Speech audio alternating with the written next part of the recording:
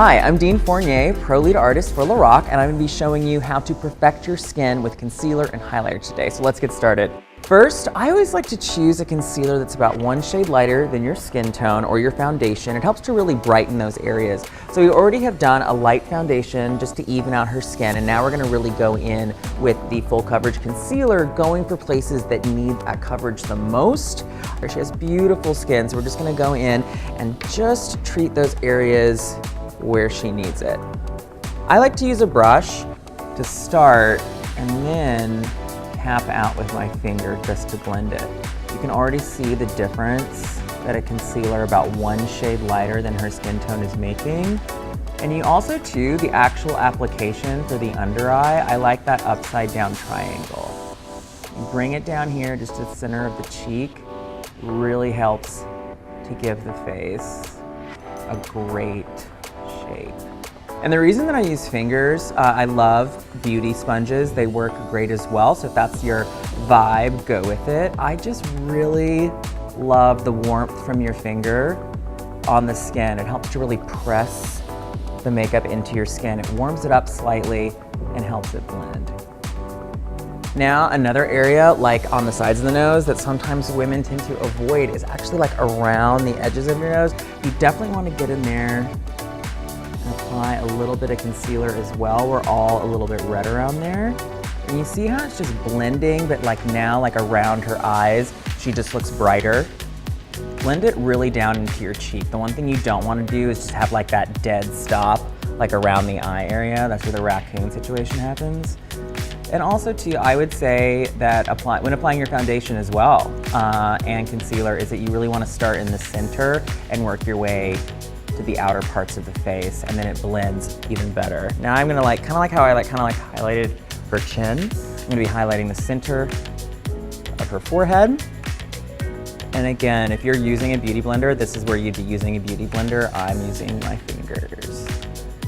Now she has beautiful skin, so there's not much to conceal in terms of blemishes at all.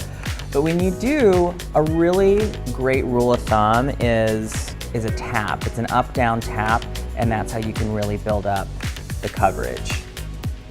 You can kind of pull whatever's from around the eye kind of towards the hairline, and that kind of gives you a little touch of a highlight, can make your cheekbones look larger.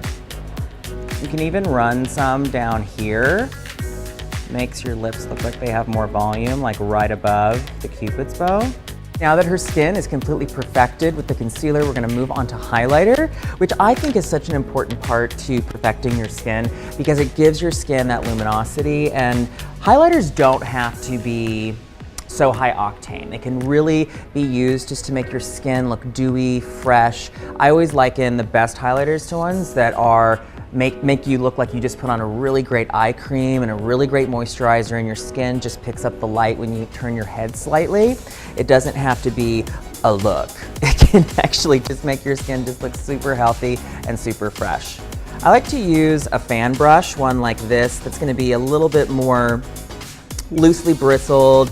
Doesn't have a ton of density, so it just deposits the right amount every time. You can start here on the top of the cheek. You want to avoid that direct under eye area with a highlighter because you can tend to highlight a dark circle. So you just want to go slightly underneath, starting here at the top of the cheek. Don't use a lot of pressure because you want the powder to blend. Using a very light touch.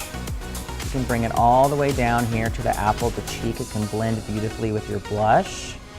This doesn't have to be a nighttime look whatsoever. I love highlighter in the day. It shows up beautifully in the sunlight. Your skin's just glistening and just looks super fresh. Another place that you can put it, if it's not from your eyeshadow, just close your eyes. You can throw a little bit of this under the brow bone. Lifts your eyes.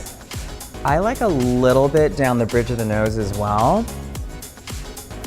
And then kind of like whatever's left on the brush, I'll throw a little bit into the center of the forehead.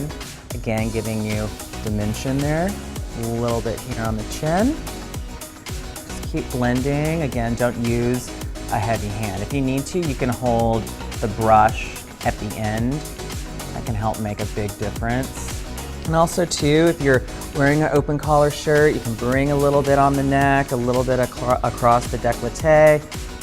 Creates consistency. I am a big fan too of bringing a little bit of makeup down on the neck as well, whether it be foundation or highlighter, bronzer, because it really just brings it all together, even if it is just a little bit of whatever's left on your brush.